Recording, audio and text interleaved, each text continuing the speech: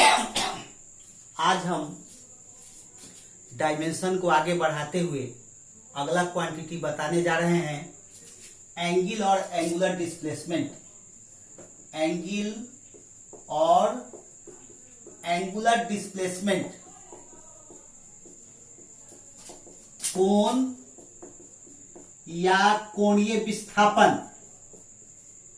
कोणीय विस्थापन क्या बताए थे इसके बारे में? Theta equal to L by R. Angle और एंगुलर डिस्प्लेसमेंट,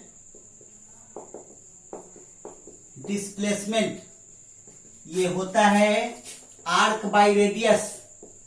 क्या होता है? Arc by radius.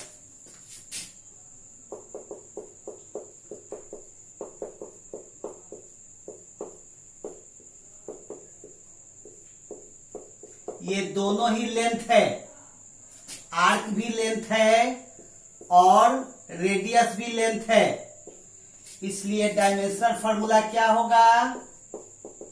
Dimensional formula यह क्या होगा? आर्क का एल हो गया, रेडियस का एल हो गया। आर्क का यूनिट क्या होगा? मीटर होगा। रेडियस का यूनिट मीटर होगा। मीटर को हम लोग एल से डिनोट करते हैं। एल का पावर 0 हो गया, यानी कि कोई डायमेंशन नहीं है, न मास में, न लेंथ में, न टाइम में, जिसको हम लोग क्या कहेंगे? हम लोग कहेंगे इसको डायमेंशनलेस। इसको हम लोग कहेंगे डायमेंशनलेस।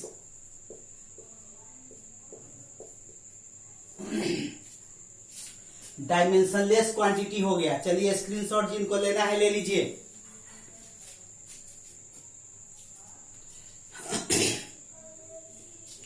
नेक्स्ट क्वांटिटी है एंगुलर वेलोसिटी। नेक्स्ट क्वांटिटी है angular velocity. Angular velocity. Next quantity angular velocity.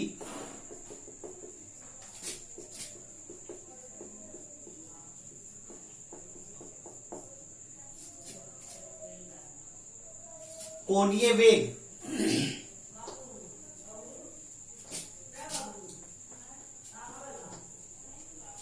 क्या होगा? एंगुलर वेलोसिटी के लिए क्या फॉर्मूला बताए थे? एंगुलर वेलोसिटी बराबर एंगुलर डिस्प्लेसमेंट बाय टाइम। जिस तरह velocity equal to displacement by time, उसी तरह angular velocity equal to angular displacement by time. Angular displacement by time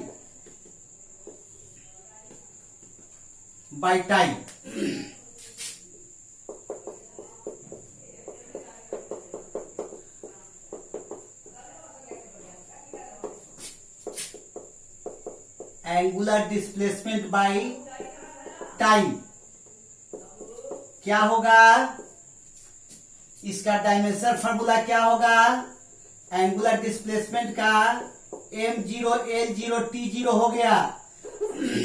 1 भी लिख सकते थे, डायमेंशनलेस बाय टाइम। क्या होगा?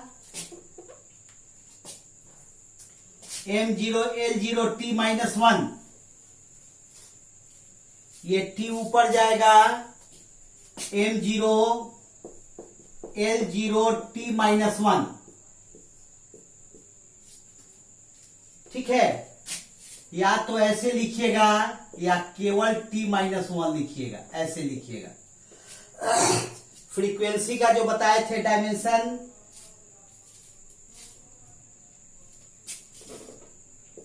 ठीक है? चलिए देख लीजिए। एंगुलर वेलोसिटी t -1 हो गया। चलिए स्क्रीनशॉट ले लीजिए।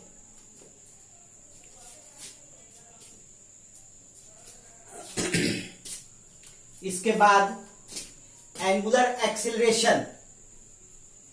नेक्स्ट है angular acceleration. Angular acceleration, acceleration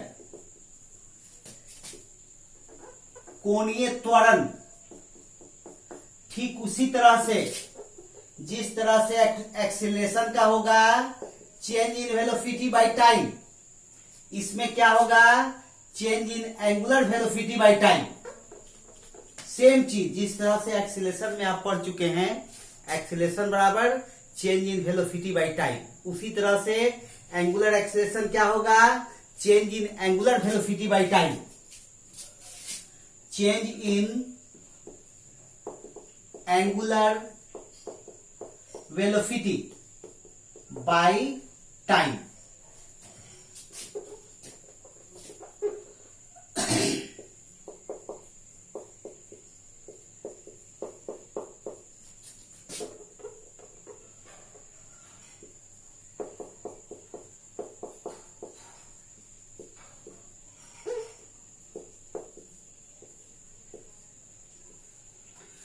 change in angular velocity का डायमेंशन वही होगा जो एंगुलर वेलोसिटी का होगा।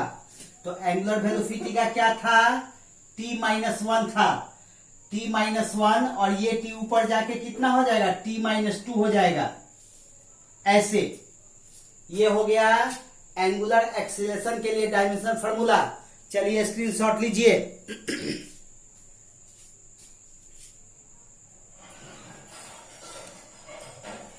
इसके बाद टॉर्क, इसके बाद torque.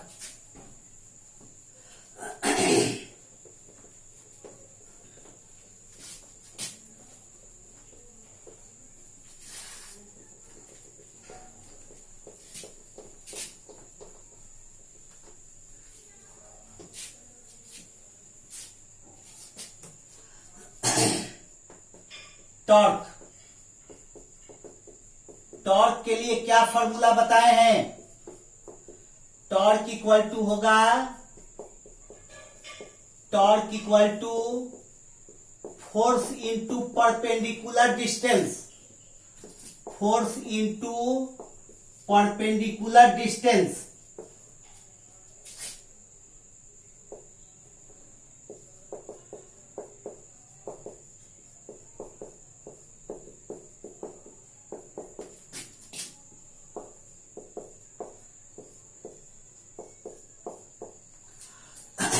Force into perpendicular distance क्या होगा डायमेंशनल फार्मूला? खुद देख लीजिए। डायमेंशनल फार्मूला फोर्स का क्या बताए थे? mlt-2 इंटू परपेंडिकुलर डिस्टेंस का क्या होगा? लेंथ है l होगा, कितना हो जाएगा? ml2t-2। वही डायमेंशनल फार्मूला आ गया जो वर्क का था या एनर्जी का था। चलिए स्क्रीनशॉट ले लीजिए।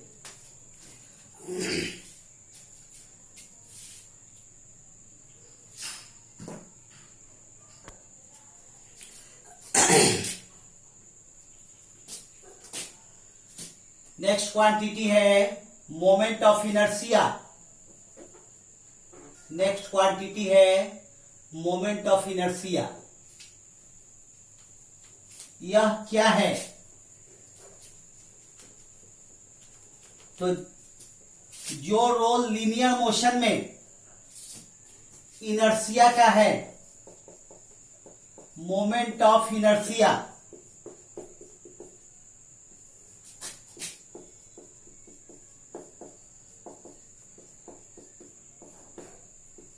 डिटेल हम लोग जानेंगे रोटेशनल मोशन चैप्टर में। डिटेल हम लोग जानेंगे रोटेशनल मोशन चैप्टर में, लेकिन थोड़ा सा जान लीजिए इसके बारे में। इनर्शिया क्या है? इनर्शिया क्या था? Inertia is the property of a body due to which the body continues its initial state. यानी जिस अवस्था में पहले से वस्तु है, जिस स्टेट में पहले से है, उसी स्टेट में रहना चाहती है ड्यू टू इनर्शिया, यानी कि रेस्ट के पोजीशन में है तो रेस्ट के पोजीशन में रहना चाहती है, और अगर यूनिफॉर्म मोशन में है तो यूनिफॉर्म मोशन में रहना चाहती है। किसके कारण? ड्यू टू इनर्शिया के कारण। और इस इनर्शिया का मेजरमेंट कैसे होता है? मास से होता है। इनर्शिया का मेजरमेंट कैसे होता है? मास से होता है। जिस वस्तु का मास जितना अधिक है उसमें इनर्शिया का प्रॉपर्टी उतना ही अधिक होगा, यानी उसमें मूव करने का प्रॉपर्टी कम होगा। इनर्शिया का मतलब मूव नहीं करना चाहता है, अपने इनिशियल स्टेट को बनाए रखना चाहता है। ठीक है, तो जिस तरह इनर्शिया का मेजरमेंट होता है मास से, उसी तरह मोमेंट ऑफ इनर्शिया का मेजरमेंट होता है मास इनटू डिस्टेंस के स्क्वायर से। ठीक है, रोटेशनल मोशन में मोमेंट ऑफ इनर्शिया का वही रोल है जो लीनियर मोशन में इनर्शिया का है। इनर्शिया का जो मीनिंग है रोटेशनल मोशन के लिए वही मीनिंग मोमेंट ऑफ इनर्शिया का है, यानी जिस बॉडी का मोमेंट ऑफ इनर्शिया जितना अधिक होगा उसमें रोटेट नहीं करने की जो टेंडेंसी होगी वह अधिक होगी। ठीक है, तो जिस तरह इनर्शिया का मेजरमेंट मास से होता है उसी तरह मोमेंट ऑफ इनर्शिया का मेजरमेंट मास इंटू डिस्टेंस के स्क्वायर से होता है। मोमेंट ऑफ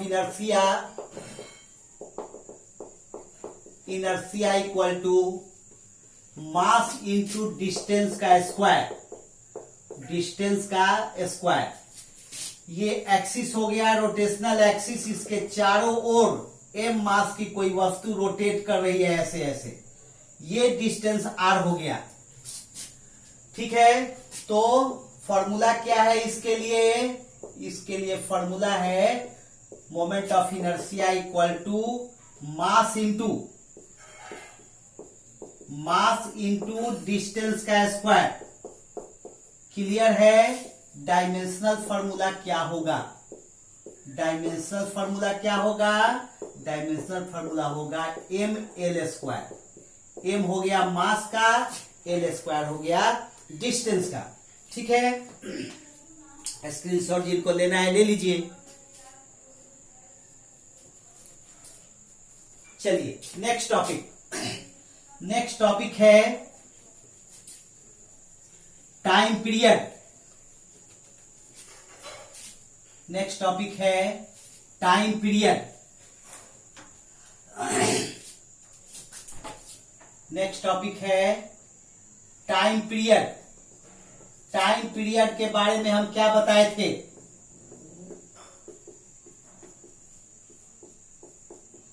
टाइम पीरियड के बारे में क्या बताए थे?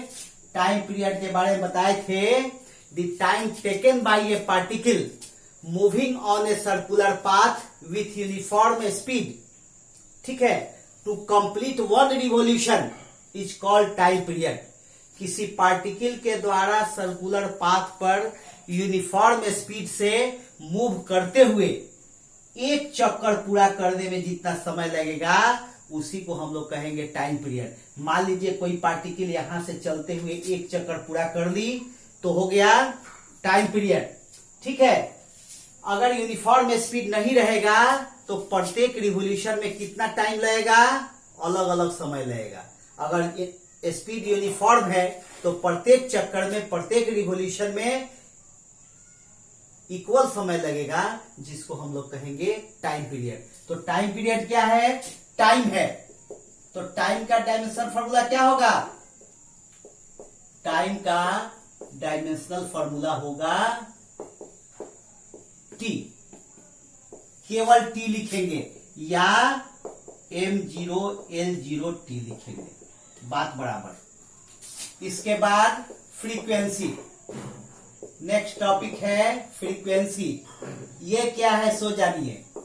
तो फ्रीक्वेंसी के बारे में हम यही बताए हैं, फ्रीक्वेंसी के बारे में हम यही बताए हैं कि the number of revolution completed पर second is called frequency.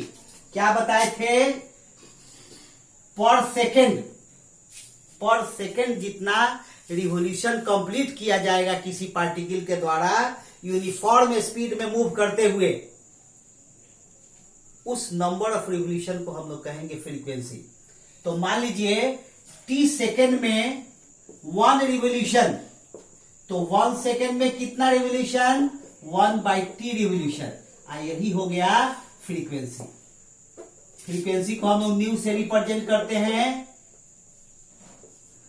The number of revolution per second completed by a particle moving on a circular path with uniform speed is called frequency.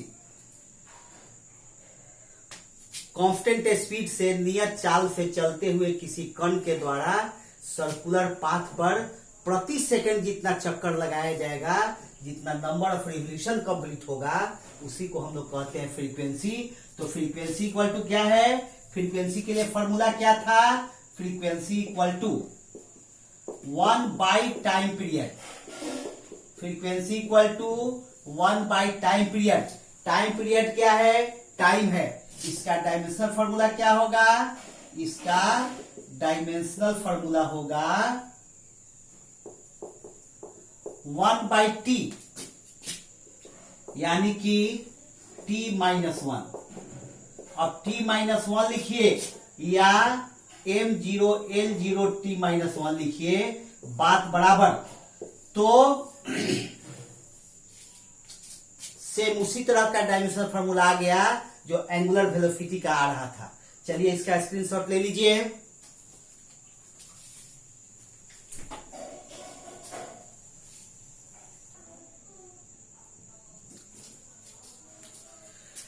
Next topic है gravitational constant. Next topic है gravitational constant, गुरुत्वाकर्षण नियतांक।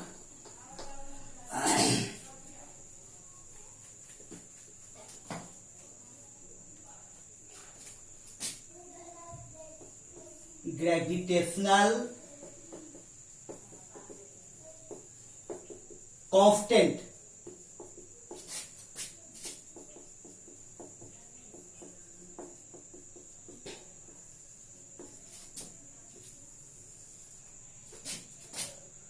गुरुत्वाकर्षण नियतांक, इसके लिए formula निकाल चुके हैं यूनिट वाले टॉपिक में।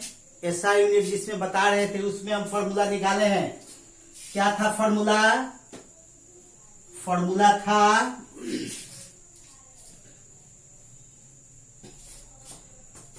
क्या था? फॉर्मूला था G equal to F into R square by M1 into M2। ये फॉर्मूला था, यानी कि gravitational constant equal to force into distance का square by mass into mass, यानी कि मास का स्क्वायर। ये फॉर्मूला था।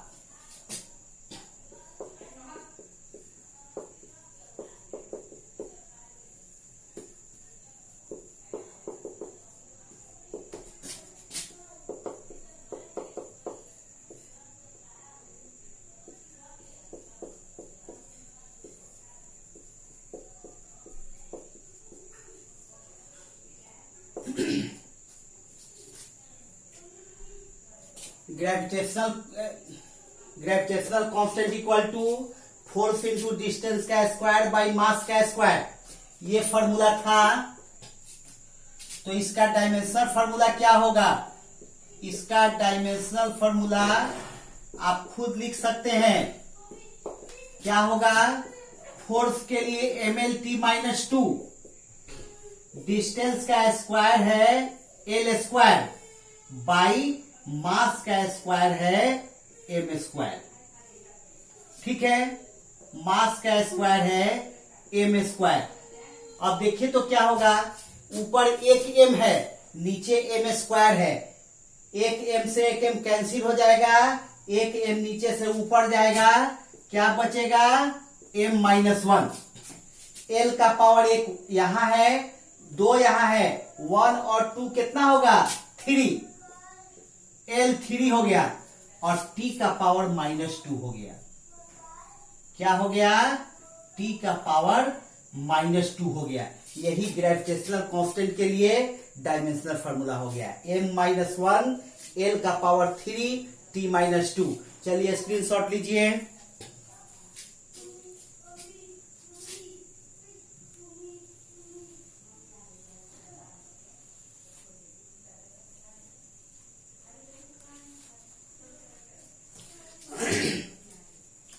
नेक्स्ट है प्लैंक्स कांस्टेंट।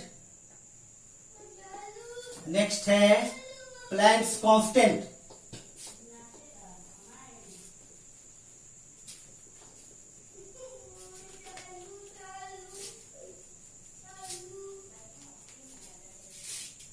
नेक्स्ट है Planck's constant. Planck's constant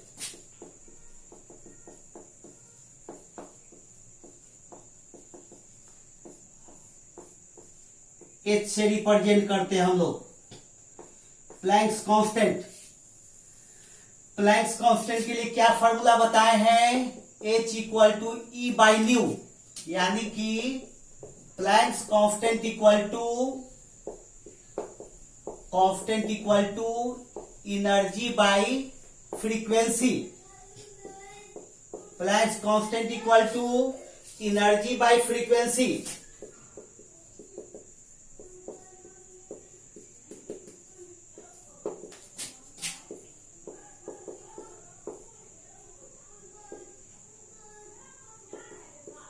energy का वही होगा जो वर्क का था, ml2T -2। एनर्जी का वही होगा जो वर्क का था, और फ्रीक्वेंसी का अभी थोड़ी देर पहले बताए हैं क्या था? T-1। T-1, ये T-1 ऊपर जाएगा तो -1 प्लस हो जाएगा, तो -2 पावर और +1, यानी कि -1 बचेगा। कितना हुआ? ml2T-1।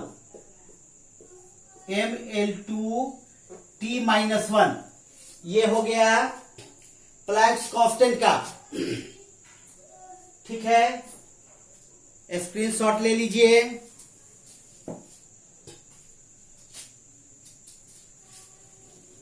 प्लैंक्स कांस्टेंट के बाद में गैस कांस्टेंट। प्लैंक्स कांस्टेंट का नेक्स्ट क्या था? Gas constant. गैस नियतांक। गैस कांस्टेंट के लिए क्या फॉर्मूला बताए थे? एन मोल गैस के लिए फॉर्मूला है nRT। केमिस्ट्री में डिटेल पढ़िएगा, फिजिक्स में भी थोड़ा सा पढ़ना है। ये R जो है गैस कांस्टेंट है। इस R के लिए फॉर्मूला क्या होगा?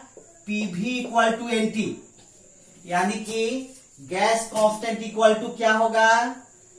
Pressure into volume by number of moles into temperature. Gas constant के लिए क्या फॉर्मूला होगा? Pressure into volume by number of mole into temperature. Gas constant equal to pressure into volume by number of moles into temperature. Number of moles into temperature. गैस नियतांक बराबर दाब गुना आयतन बटा मोल की संख्या गुना तापक्रम, ये होगा। तो डायमेंशनल फार्मूला हम लोग लिखेंगे। प्रेशर का क्या होगा? प्रेशर का डायमेंशनल फार्मूला पिछले वीडियो में बता चुके हैं। क्या बताए थे? ml-1 T-2।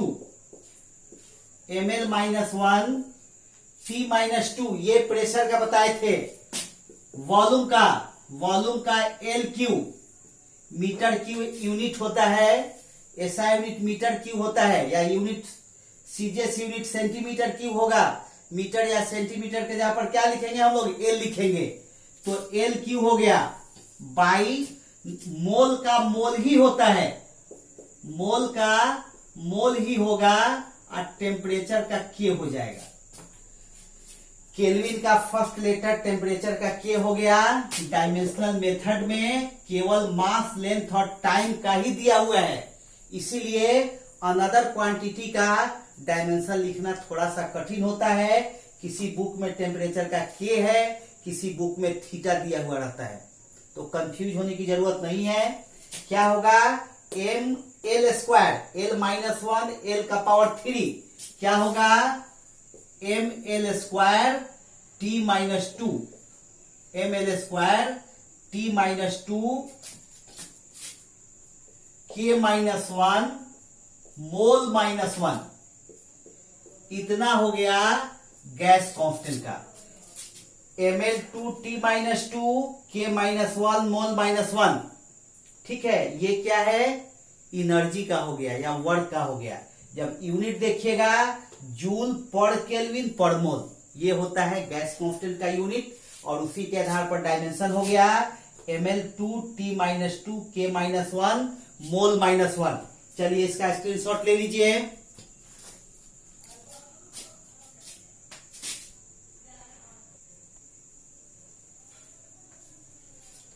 गैस कांस्टेंट के बाद में सरफेस टेंशन, गैस कांस्टेंट के बाद में सरफेस टेंशन, इसकी चर्चा हम यूनिट में नहीं किए हैं। सरफेस टेंशन, ये सरफेस टेंशन क्या है, surface tension is the property of a liquid. Surface tension, surface tension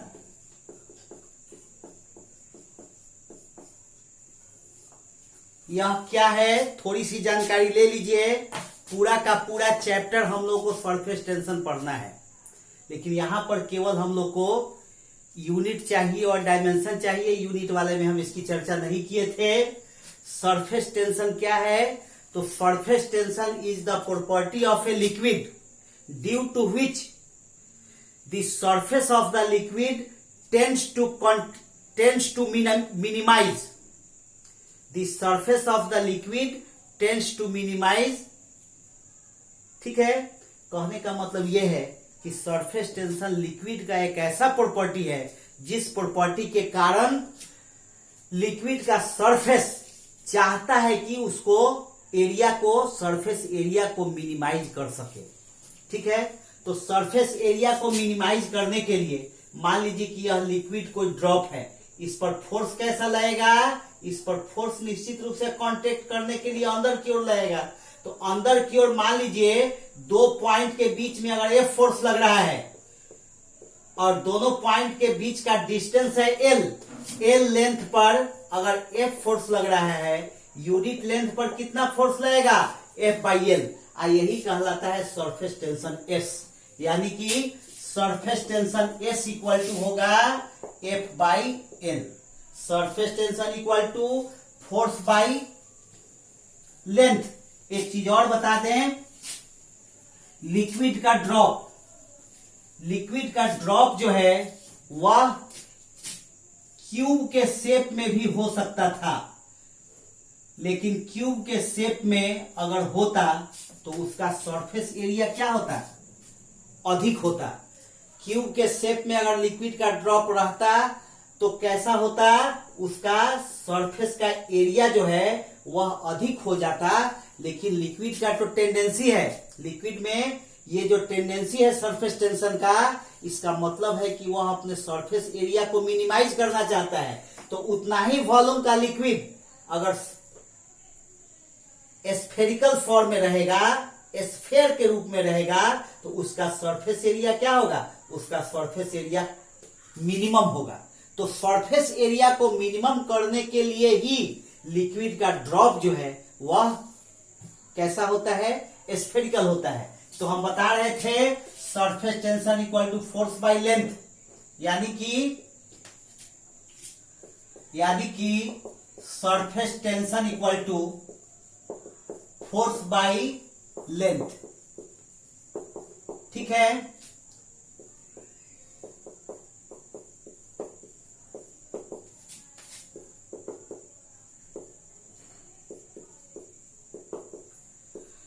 जब इसका यूनिट लिखिएगा, इसका दोनों लिख देते हैं, पहले नहीं लिखे हैं। इसका ऐसा यूनिट लिखिएगा, क्या होगा, फोर्स का न्यूटन होगा, लेंथ का मीटर होगा, न्यूटन पर मीटर। और वही जब डायमेंशनल फॉर्मूला लिखिएगा, डायमेंशनल फॉर्मूला क्या होगा, फोर्स का mlt-2 बाई लेंथ का l से l कैंसिल हो जाएगा, क्या बचेगा, mt-2 बचेगा। यानी सरफेस टेंशन का क्या बचेगा, mt-2 बचेगा। चलिए स्क्रीनशॉट ले लीजिए।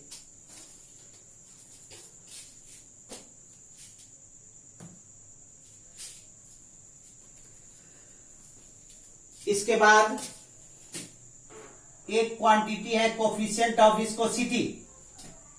क्या है, coefficient of viscosity. Coefficient of viscosity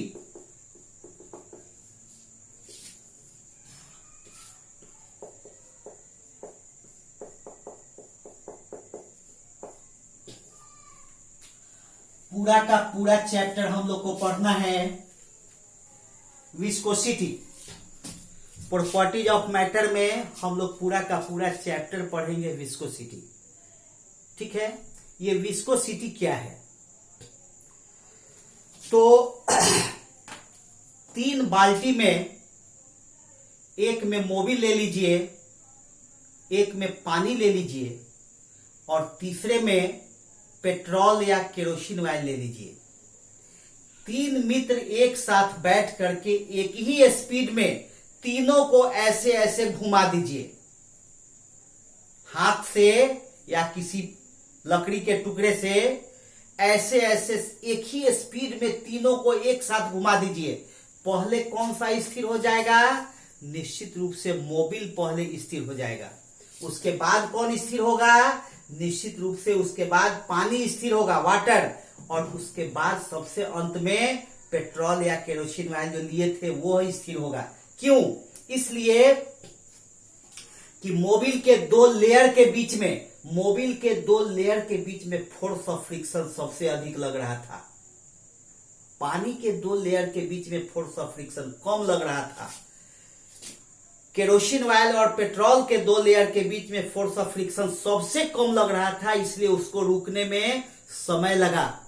पानी के रुकने में थोड़ा कम समय लगा और मोबिल जो है बहुत जल्दी स्थिर हो गया। ये जो force of friction between 2 layers of liquid है, इसको हम लोग कहते हैं विस्कस फोर्स। क्या कहते हैं, विस्कस फोर्स कहते हैं। हिंदी में उसको श्यान बल कहते हैं। और उस विस्कस फोर्स के लिए फॉर्मूला हम आपको जब चैप्टर पढ़ाएंगे तो निकाल कर दिखाएंगे। क्या निकाल कर दिखाएंगे फॉर्मूला, विस्कस फोर्स के लिए फॉर्मूला है विस्कस फोर्स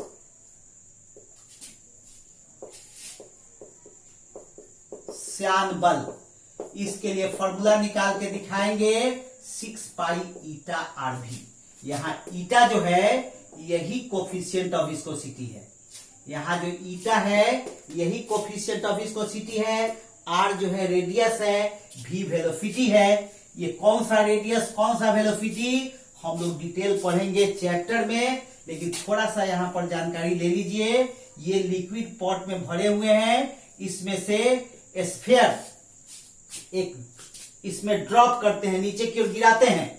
ठीक है, तो ये विस्कस फोर्स जो है इस स्फीयर के मोशन का अपोज करता है। इस स्फीयर का रेडियस r है, इसका स्पीड v है, इसका स्पीड वेलोसिटी जो है v है, इस स्फीयर का रेडियस r है, और जो विस्कस फोर्स इस स्फीयर पर लग रहा है ऊपर की ओर वह कितना है, F equal to 6 pi eta R भी। इस फॉर्मूला को चैप्टर में हम लोग पढ़ेंगे, निकाल कर दिखाएंगे। फिलहाल हमको केवल डायमेंशनल फॉर्मूला चाहिए, तो ईटा इक्वल टू क्या होगा, ईटा इक्वल टू होगा, ईटा इक्वल टू होगा फोर्स बाई 6 पाई आर भी, फोर्स बाई 6 पाई आर भी। आर जो है यहां रेडियस है, वी वेलोसिटी है, यहां आर जो है यहां लिख देते हैं, here R equal to radius, भी क्या है, ये वेलोसिटी है, वेग। ठीक है, तो इसका डायमेंशनल फॉर्मूला क्या होगा, डायमेंशनल फॉर्मूला क्या होगा, खुद देख लीजिए। फोर्स का क्या होगा, MLT माइनस 2 होगा। 6 पाई कांस्टेंट क्वांटिटी है, 6 पाई क्या है, कांस्टेंट क्वांटिटी है, ये डायमेंशनलेस क्वांटिटी है, ये केवल नंबर है, इसमें मास, लेंथ और टाइम कुछ भी नहीं है, इसलिए इसका हम लोग 1 लिखेंगे या नहीं लिखेंगे, और R का क्या होगा, L होगा। तो डायमेंशनलेस क्वांटिटी का क्या लिखेंगे, M0 L0 T0, जिसका मीनिंग हो गया 1, तो या तो 1 लिखेंगे या नहीं लिखेंगे।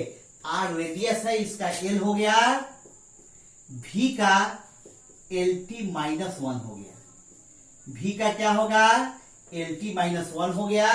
अब इसको देख लीजिए कितना होगा, एक L से एक L कैंसिल हो जाएगा, ये L ऊपर जाएगा, ML माइनस 1, और ये T माइनस 1 ऊपर जाकर के प्लस 1 हो जाएगा, यानी -2 में से एक ठोक कम करेंगे हम लोग, T माइनस 1।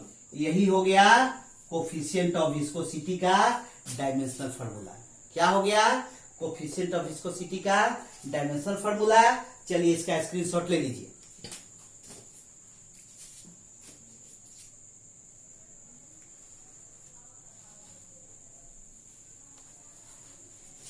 इसके बाद में 25 number, electric current, electric current.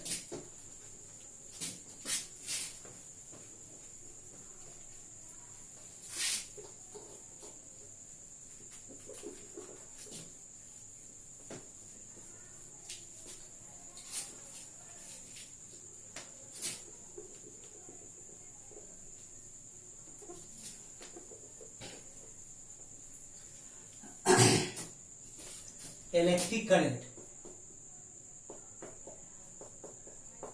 Electric current.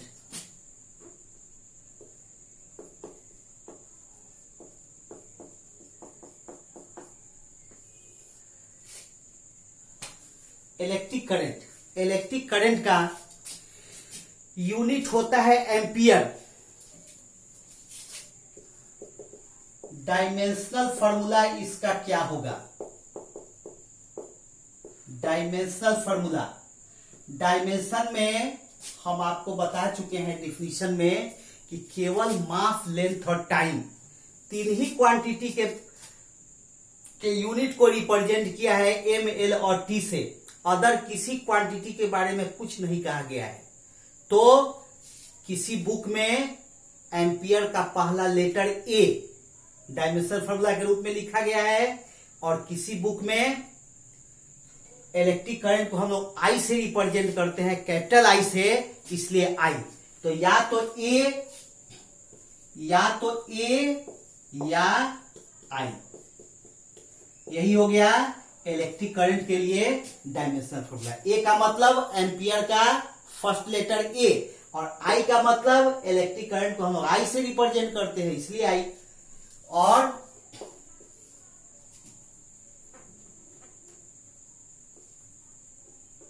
Next है electric charge, electric charge.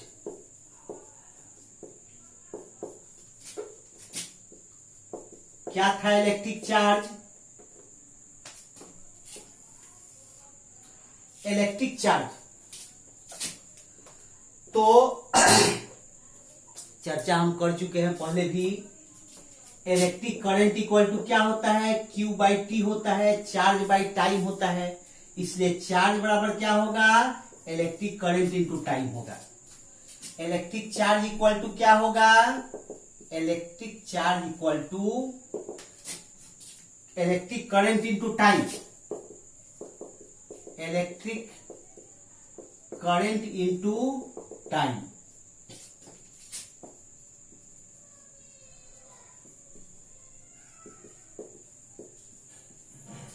Equal to विद्युत धारा इंटू समय। डायमेंशनल फॉर्मूला, फॉर्मूला क्या होगा? इलेक्ट्रिक करंट का ए हो गया, टाइम का टी हो गया। या तो एटी लिखिएगा या आईटी लिखिएगा। इलेक्ट्रिक चार्ज का डायमेंशनल फॉर्मूला या तो एटी लिखिएगा या आईटी लिखिएगा। इतना ही हम आपको पहले भी बताए हैं। यह चैप्टर जो है यूनिट एंड डायमेंशन एक ऐसा चैप्टर है जो स्टार्ट होता है 11th में और समाप्त होता है 12th के अंत में। जैसे जैसे फिजिकल क्वांटिटीज आते जाएंगे हम लोग उनका यूनिट एंड डायमेंशन के बारे में पढ़ते जाएंगे। ठीक है, फिलहाल इसमें इतना ही। फिर आगे जो भी क्वांटिटीज आता जाएगा पढ़ते जाएंगे। ठीक है, चलिए स्क्रीनशॉट लीजिए।